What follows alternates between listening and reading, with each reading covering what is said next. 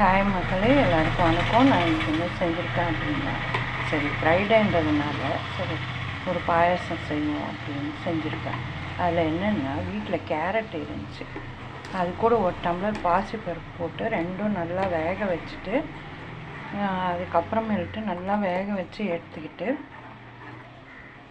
நல்லா ஒரு 1/2 லிட்டர் பால் நல்லா காய்ச்சி சுண்டை காய்ச்சி எடுத்துக்கணும். சுண்டை காய்ச்சி எடுத்துக்கிட்டு அது தனியாக வச்சுங்க, ஓகேவா?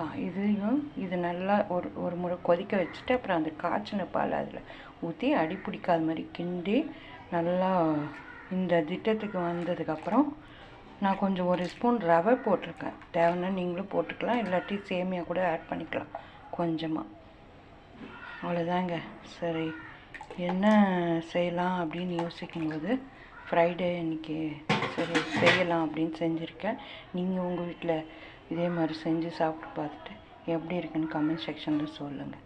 ஓகே, பாய். இதுக்கு